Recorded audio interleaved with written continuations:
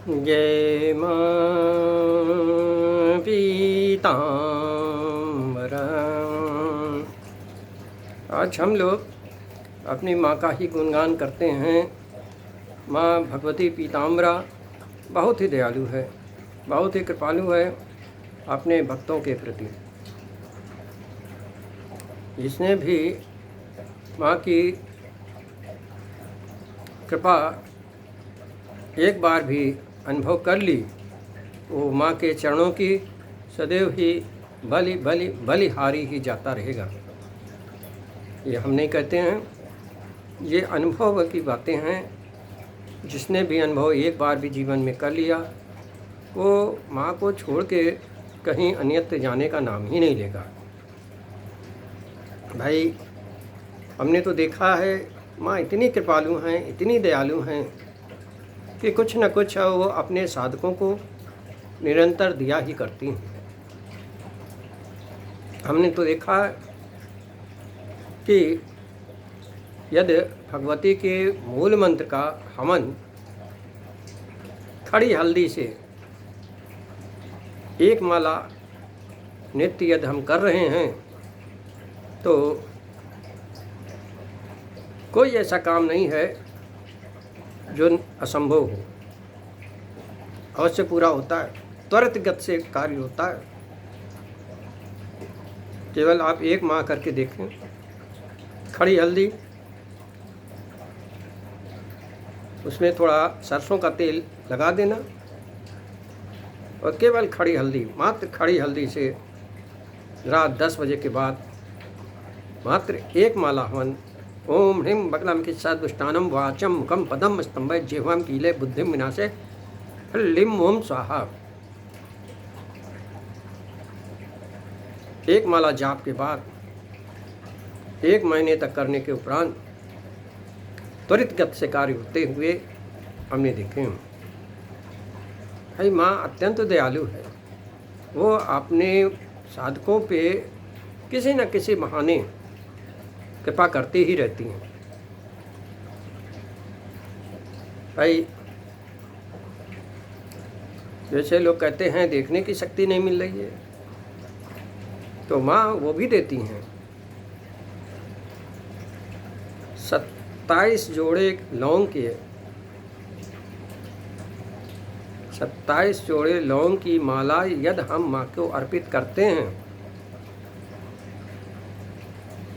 और सरसों के तेल का दीपक जला के ध्यानपूर्वक 1 माह तक बैठकर चिंतन करते हैं दिव्य दृष्टि प्राप्त करने के लिए, तो माँ कुछ न कुछ करती हैं, आपको वो शक्ति प्रदान कर देंगे जिससे आपको जानकारी मिलना प्रारंभ हो जाती है। भाई, माँ कोई हम लोगों की नौकरानी तो है नहीं कि थोड़ा बहुत काम किया और सोचे वो सब कुछ कर देंगे। भाई, लगना पड़ता है। भाव के साथ यदि हम लगे हैं तो माँ उस पर ध्यान अवश्य देती हैं। बहुत से टोटके हैं जो आदिवासी समुदाय में प्रचलित हैं, मगर आदिवासी लोग इतना गोपनीय रखे रहते हैं कि वो बताते नहीं।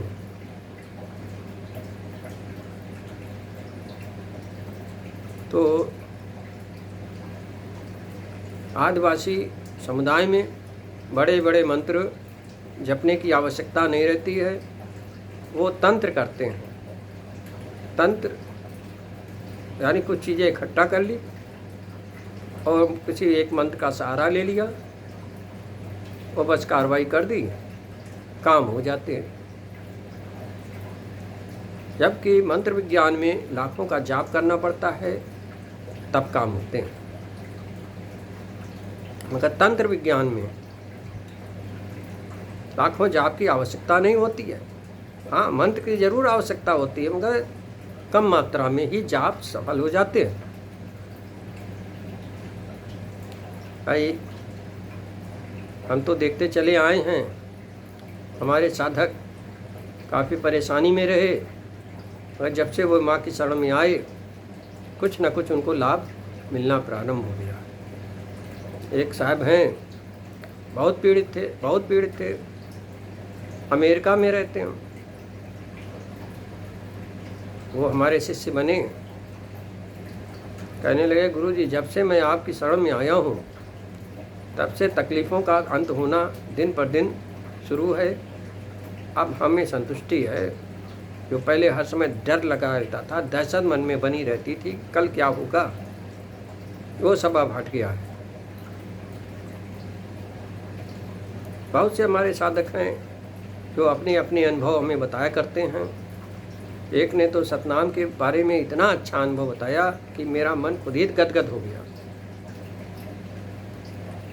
उसका रोजी रोजगार कुछ नहीं था। लॉकडाउन समय से वो बेरोजगार टहल रहा था, परिवार भी चलाना। हर समय वो उलझन में रहता था कि अब हमको आत्महत्या करने के अलावा कोई चारा नहीं है। लड़की भी सियानी हो गई थी, कैसे शादी करेंगे, 30 साल की उम्र भाई माने रखता है। उसको मैंने बताया सतनाम का पाठ करो, माँ चाहेंगी तो तुम्हारी समस्या शीघ्र ही हल हो जाएगी। उसने भरोसा किया, सतनाम का पाठ शुरू कर दिया। फिर 1000 पाठ के बाद फिर उसने संपर्क किया। हमने कहा अब तुम हवन कर दो।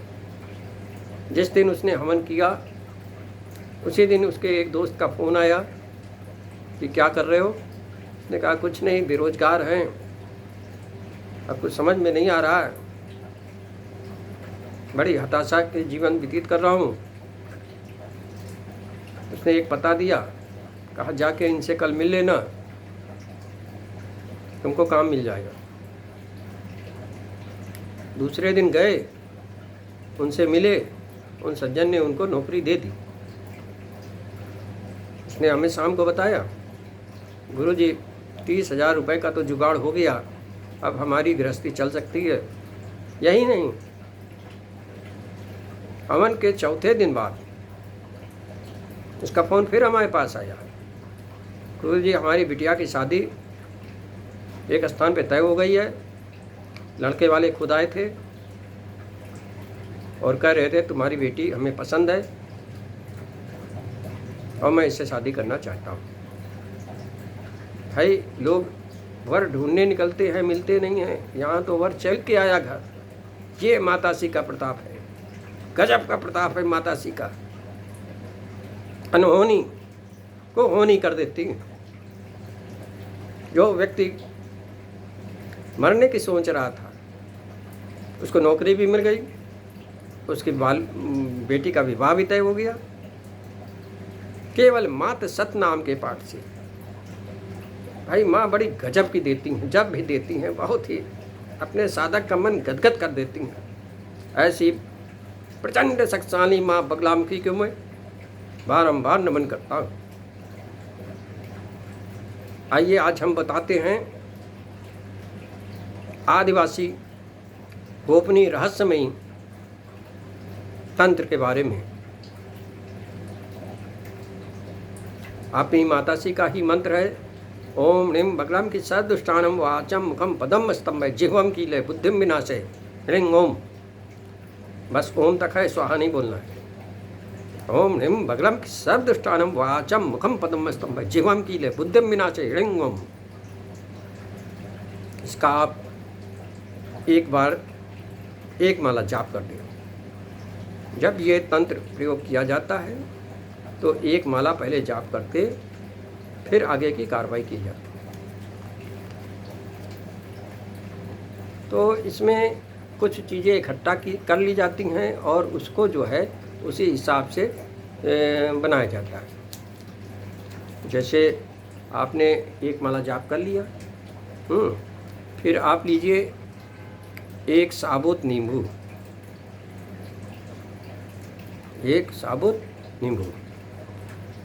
थोड़ी सी राई, थोड़ी सी सरसों, चौराहे की मिट्टी थोड़ी सी है और थोड़ा सा नमक, यानी थोड़ा थोड़ा एक एक चुटकी आपने ले लिया।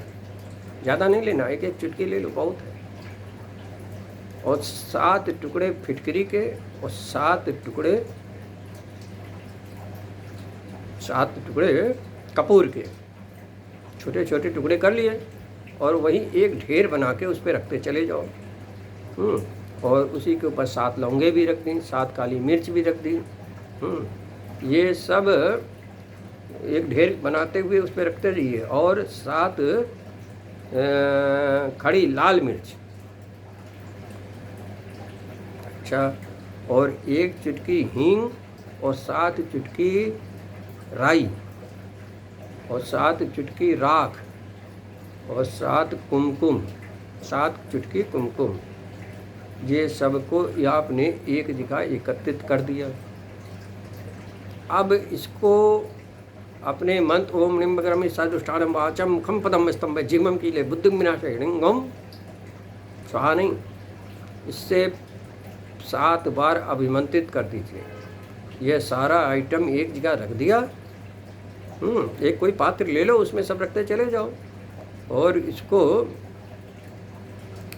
7 बार अभिमंत्रित कर दिया।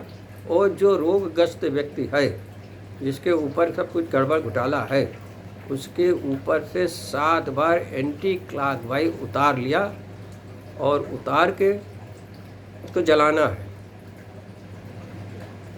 चाहे जैसे जलाएं, इसको जलाना है।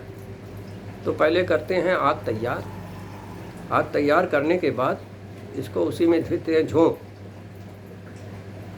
और जब ये राख हो जाती है तो इस राख को उठा के किसी नदी या नाले में बहा आते हैं। ये प्रयोग आदिवासियों का है और गुप्त रहस्य वाली चीज़ है और इसको मैंने आजमाया, पूर्णतः सफल रहा।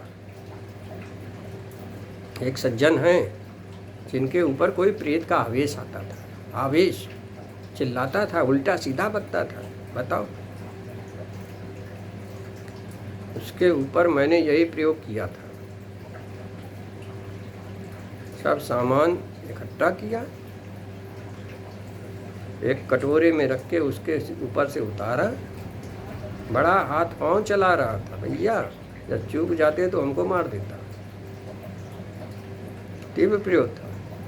और जब उतार के मैंने उसको आग में झोंका है, बस ठंडे बस्ते में चले गए बच्चों, और हरदम के लिए वो व्यक्ति सही हो गया। ये है तंत्र। और इसी काम को करने के लिए यदि हम अनुष्ठान करते तो लाखों का जाप करना पड़ता, मगर तंत्र विद्या के द्वारा आदिवासी समुदाय बहुत मज़े से समस्या का निदान कर देते हैं। अब मैं डिस्क्रिप्शन में ये सब लिख भी दूंगा, ये सामान आप भूल जाओगे तो इसको आप भी अपना प्रयोग करना। मगर जो भाई मूल मंत्र कर चुके हैं उन्हीं लोगों के लिए है, जो मूल मंत्र अभी नहीं पहुँचे हैं वो लोग ना करें। देखो, जितना चीज़ हम दे रहे हैं यूट्यूब पे, वो सब अपने साधकों के लिए ही दे रहे हैं। अब इसमें कोई बाहरी आदमी उसमें जबरिया ना जाए तो उसकी जिम्मेदारी मेरी नहीं है, क्योंकि भाई तंत्र में एक्सीडेंट बहुत जल्दी होते हैं। तो आप भी इसका प्रयोग करो। देखो, तंत्र बिना गुरु की देख रेख में नहीं करना चाहिए ना, इसमें एक्सीडेंट बहुत जल्दी होते हैं। जितना तीव्र है उतना तीव्र ही इसका बैकगेयर भी है। हम तो बार बार ये समझाने का प्रयत्न करते हैं कि जग कल्याण का कार्य करो, जग कल्याण का कार्य करो। जो लोग पीड़ित हैं उनकी पीड़ा का कैसे हरण किया जाए। यद सिखा है तो अपने इस विद्या का सदुपयोग करो। ये विद्या सदुपयोग करने के लिए है। कोई समय था जब लोग इसका दुरुपयोग कर रहे थे, भोलेनाथ ने सारे मंत्र कीलित कर दिए। अब इसका जब तक निष्कीलन नहीं होगा, आप मंत्र चाहे जितना जपते रहो, फल नहीं मिलने वाला। उसका निष्कीलन होता है दीक्षा द्वारा। दीक्षा में गुरु अपनी कुछ शक्ति अपने शिष्य को ट्रांसफ़र करता है, जिससे वो मंत्रों का निष्कीलन करता है और सफलता की ओर अग्रसर होता है। हे माँ पीताम्बरा, हमारे सारे शिष्यों पे अपनी कृपा दृष्टि सदैव सदैव बनाने की कृपा करें, जिससे वे अपने अथर्वा का रंग पीला करने में सक्षम हो सकें और इस आवागमन के चक्कर से सदैव सदैव के लिए छुटकारा पा सकें। जय माँ पीताम्बरा।